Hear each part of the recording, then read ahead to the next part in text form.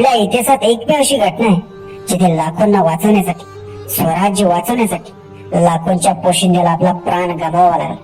ते नाव म्हणजे छत्रपती संभाजी महाराज होय. जे घडले ते व्हायला नको होते. एक वेळ त्या युद्धाला युद्धात वीर मरण आले असे तरी चालले असते, परंतु महाराजांनी ज्या यातना सहन केल्या त्या ऐकून आजही प्रत्येकाचे मन व्याकुळ होते. प्रश्न उभा राहतो, कणभर सैन्य असताना देखील मनभर शत्रूंवर तुटून पडणारे मावळे देखील शंभूराजांना का वाचवू शकले नाही? एकापेक्षा एक तलवारीवर मरण पेलून धरणारे मातब्बर सरदार देखील शंभूराजांना का सोडू शकले नाही? छत्रपतींच्या एका शब्दाखातर हजारोंची फौज सपासप कापून काढणारे स्वामिनिष्ठ मावळे त्यावेळी कुठे होते?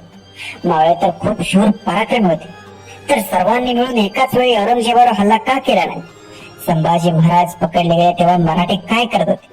असे इतकेच नाही तर हजारो प्रश्न संपूर्ण महाराष्ट्राच्या मनात वाळवी जसे पोकरते तसे पोकरत आहे. संभाजी महाराजांना मावळे सुखरूप सोडवू शकले नाही, याला देखील काही कारणे आहेत.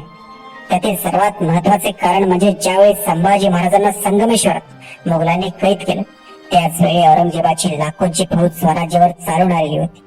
औरंगजेबाचा सरदार जुल्फिकार खानाने स्वराज्याची राजधानी असणाऱ्या रायगडाला वेढा दिला होता. एकीकडे स्वराज्याचे छत्रपती असणारे शंभूराजे मोगलांच्या जाळ्यात अडकले होते, तर दुसरीकडे शिवरायांनी संपूर्ण आयुष्य खर्च करून जे स्वराज्य निर्माण केले ते संपूर्ण स्वराज्य मोगलांच्या विळख्यात जाणार होते.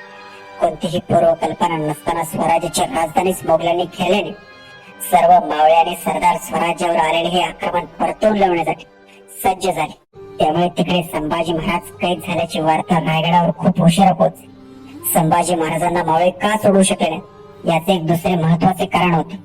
शंभूराजे कैद झाल्याची वार्ता ज्यावेळी औरंगजेबाला मिळाली त्यावेळी त्याने हजारोंची फौज पाठवून जागोजागी मराठ्यांची नाकेबंदी केली. ज्या मार्गाने मोगल शंभूराजांना घेऊन जात होते त्या मार्गापर्यंत मावळे सहजासहजी पोहोचू शकले नाही याची औरंगजेबाने पूर्ण खबरदारी घेतली. त्यामुळे संभाजी महाराजांना सोडून मावळ्यांना शक्य झाले नाही. एकीकडे शंभूराजे तर दुसरीकडे स्वराज्य. कोणतीही पूर्वकल्पना नसताना स्वराज्याच्या इतिहासातील ही सर्वात भयंकर संकटे एकाच वेळी उभी राहिलेली होती. त्यातून मार्ग कसा काढायचा याचा मावळ्यांनी विचार करेपर्यंत शंभूराजांना मुघलांनी औरंगजेबाच्या छावणीपर्यंत पोहोचवले होते. या छावणीत औरंगजेबाचे तब्बल 5 लाखांचा सेनासागर उभा होता. असे असताना देखील सगळ्यांच्या मनात प्रश्न उपस्थित होत असे की मावळे तर प्रचंड शूर आणि पराक्रमी होते, तर सगळ्यांनी एकाच वेळी हल्ला का केला नाही? तर याचे उत्तर म्हणजे संगमेश्वरात संभाजी महाराजांना कैद केल्यावर मोगलांनी त्यांना बहादूरगडाकडे आणले होते. बहादूरगड हा भुईकोट किल्ला आहे. आजूबाजूला दऱ्याखोऱ्यांचा आणि डोंगर कपाऱ्यांचा प्रदेश खूप कमी. समतोल भागावर औरंगजेबाचे लाखोंचे सैन्य उभे आहे. त्यावेळी मराठ्यांची सर्वात महत्वाची आणि मोठी ताकद म्हणजे गनिमी कावा. डोंगर कपारीमध्ये दबा धरून शत्रूवर अचानक हल्ला करणे म्हणजे मराठ्यांचा गनिमी कावा.